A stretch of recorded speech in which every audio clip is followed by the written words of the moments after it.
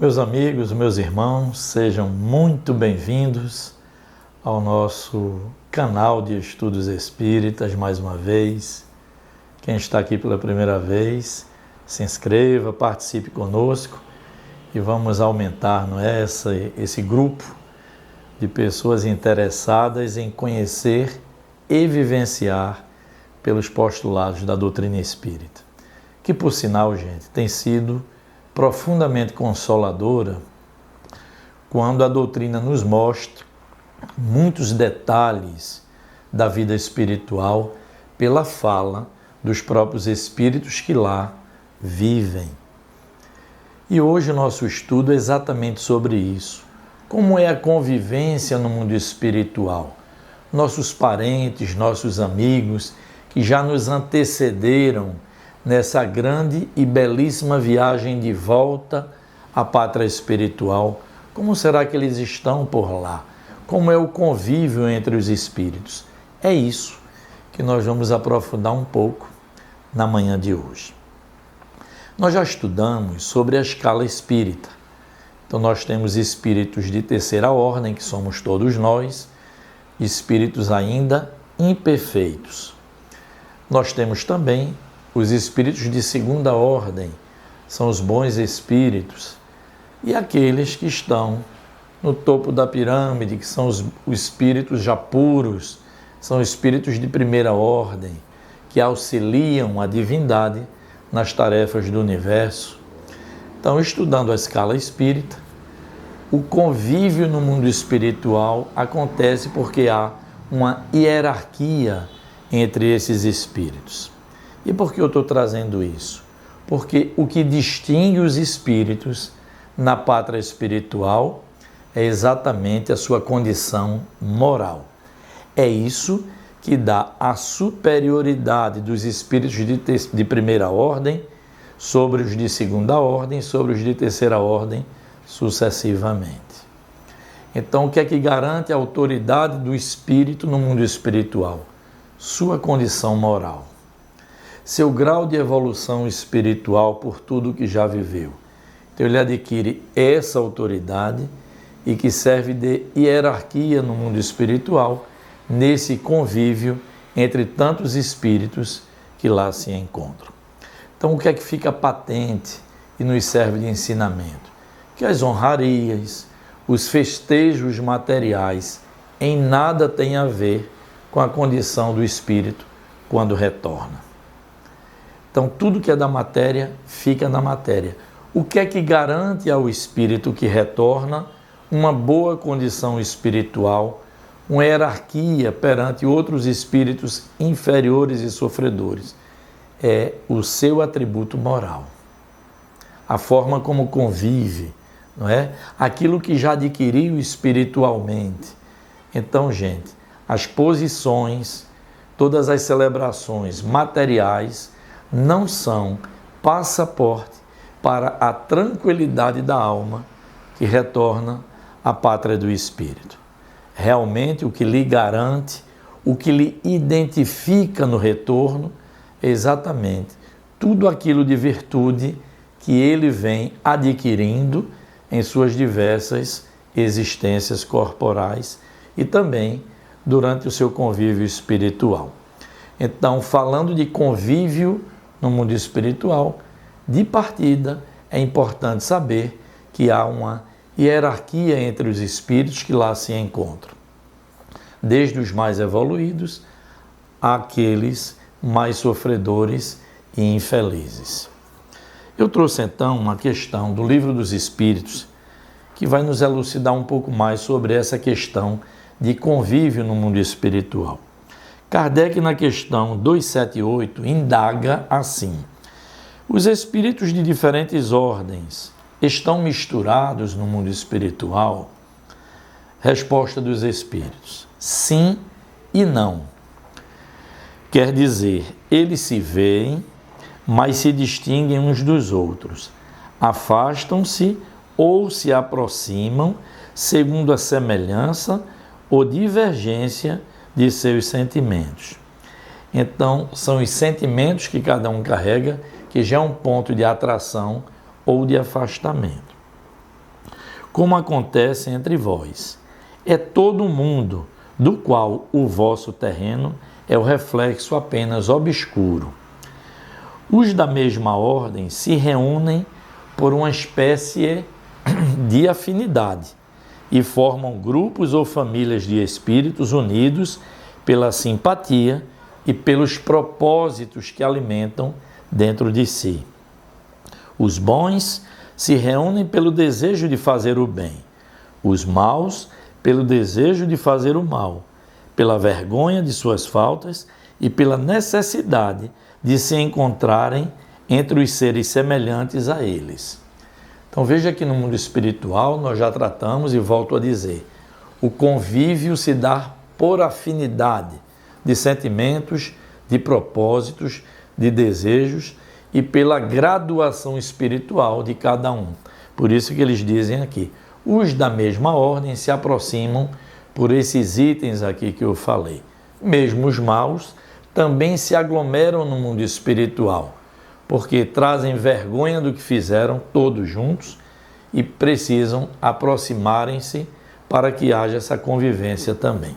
Então a convivência, gente, no mundo espiritual vai acontecer para todos os espíritos, como falei, desde os mais sofredores aos mais venturosos, mas que não têm privilégio.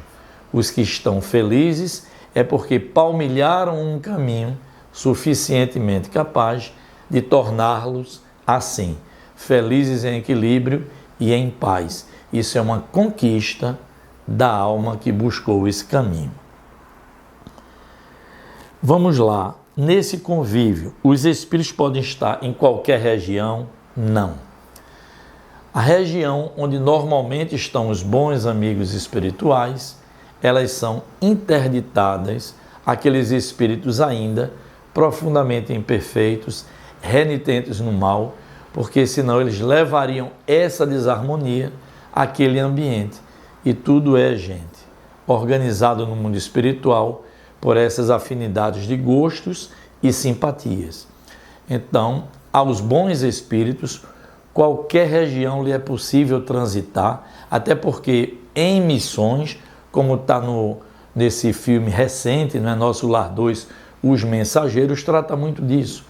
Os bons espíritos, que já estão em melhores condições, eles têm muitas vezes por tarefa socorrer os mais necessitados, ajudar os desencarnados a se desvencilharem dos fluidos mais materiais na hora do desencarne. Então são muitas missões que eles executam, por isso nenhuma área lhe é interditada. A recíproca não é verdadeira. Os espíritos ainda infelizes e sofredores estarão, mesmo aquele em condição mediana, nas regiões que lhes são próprias, sendo as regiões mais elevadas e espirituais interditadas até que cada um desses espíritos faça por onde merecer e conquiste essa condição de elevação de tal ordem que possa, sim, transitar em regiões celestes e felizes. Tudo é muito bem estruturado. Vamos lá. Questão 282, que também é muito importante. Como os espíritos se comunicam entre si? Essa é uma questão muito interessante, gente. Aqui na matéria nós temos o grande presente divino da fala, não é? Que nós pensamos, elaboramos o pensamento e através do aparelho fonador nós expressamos às pessoas aquilo que estamos sentindo. E como é no convívio espiritual do lado de lá da matéria que os espíritos então se comunicam? Vamos ver aqui a resposta. Os espíritos se veem e se compreendem. A palavra é material, é o reflexo da faculdade espiritual. O fluido universal, que nós já estudamos, que preenche todo o universo, estabelece entre eles uma comunicação constante. É o veículo da transmissão do pensamento. Como o ar é para vós o veículo do som, uma espécie de telégrafo universal que liga todos os mundos, permitindo aos espíritos corresponderem-se de um mundo a outro. Gente, veja que informação importante. Do mesmo jeito que o ar transmite a nossa fala, transmite o som.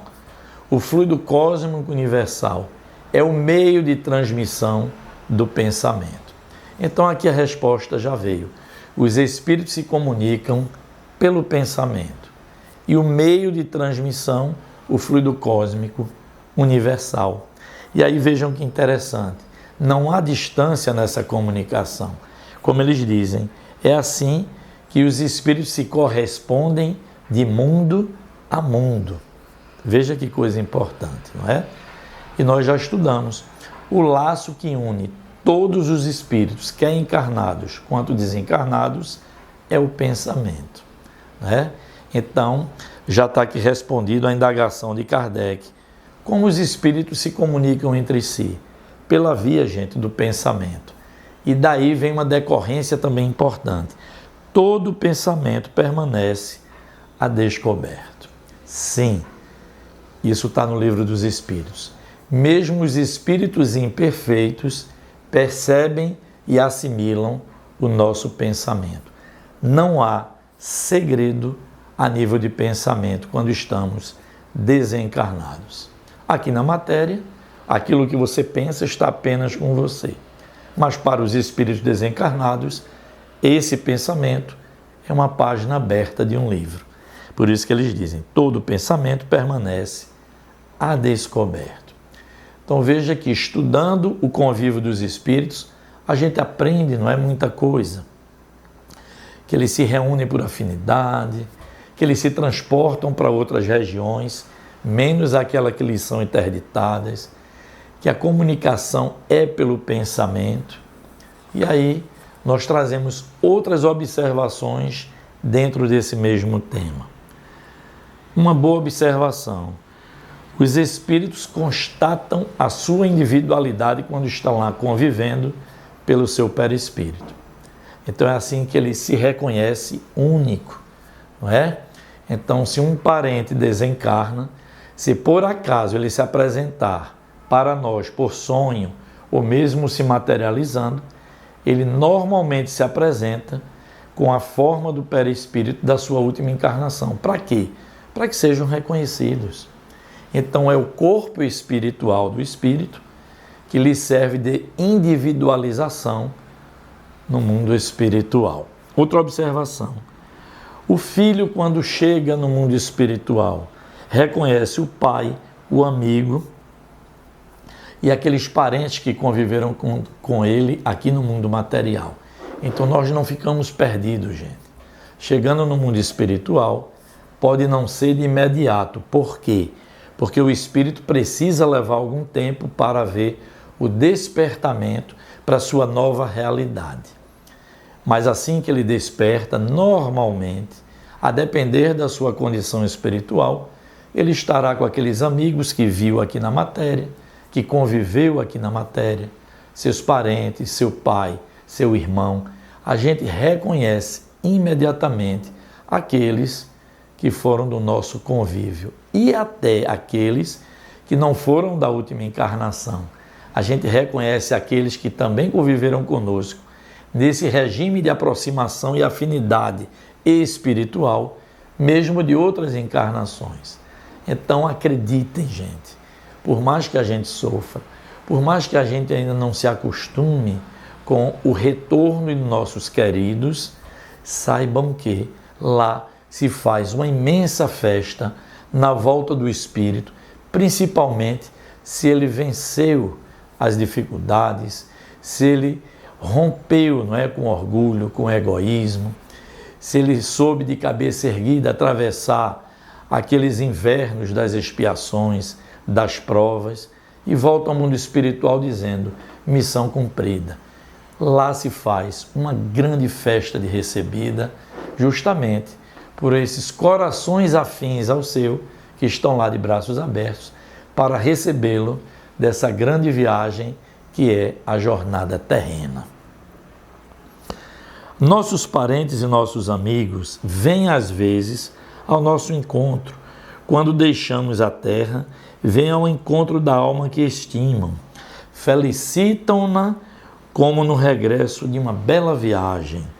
Se ela escapou aos perigos do caminho, e também ajudam a se desprender dos liames corporais, o que estão manchados, ficam no isolamento ou cercados somente de espíritos semelhantes a eles, o que não deixa de ser uma certa punição para aquele que transgrediu as leis divinas, nem sempre vai ter essa permissão de reencontrar os corações mais queridos ao seu.